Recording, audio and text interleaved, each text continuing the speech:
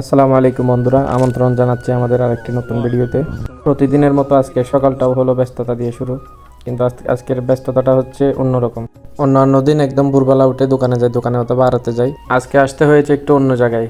কোথায় আসছি সেটা আপনারা অবশ্যই তখন ভিডিও দেখে বুঝে ফেলছেন।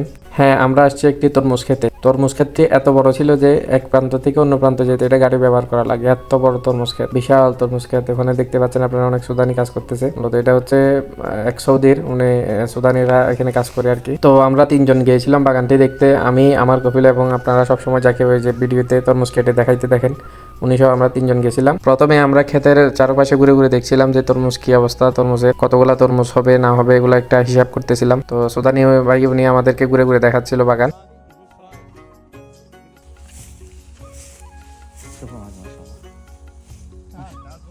جيب السكين في الدرج درج الطبلون. তারপর আমার কপিল বললো একটা ছুরি নিয়ে আসতে, উনি নাকি তরমুজ কেটে দেখবে। তো সুদানি ভাই আমাদের সামনে কয়েকটি বড় বড় তরমুজ নিয়ে আসলেন, দেখালেন এবং ছুরির ব্যবস্থা করে দিলেন যাতে তরমুজ কেটে দেখতে পারি। আসলে এই ব্যাপারগুলো আমার খুব ভালো লাগে এবং উপভোগ করি। আমি ব্যক্তিগতভাবে তরমুজ খেতে পছন্দ করি, তরমুজের ক্ষেত দেখতে এবং তরমুজের ক্ষেতে ঘুরে বেড়াতে, ঘুরে ঘুরে দেখতে আমার খুব ভালো লাগে।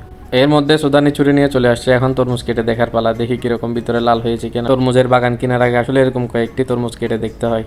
তরমুজের ব্যবসার লাইনে আমার কপিল বলতে গেলে নতুন। তো উনি প্রথমে যখন একবার বাগান কিনছিল, বাগানের তরমুজগুলো অনেক সুন্দর সুন্দর ছিল। তো উনি তখন কি খেয়াল করে নেয় নাকি কি জন্য আর কাটে নাই, তরমুজ কেটে দেখে নাই, অতটুকুতে তরমুজগুলো নিয়ে চলে আসছিল। এসে দোকানে দেখে অর্ধেক তরমুজ সাদা ভিতরে। এরপর থেকে বাগান কেনার আগে তরমুজ কেটে চেক করে তারপর আনে। দেখুন لا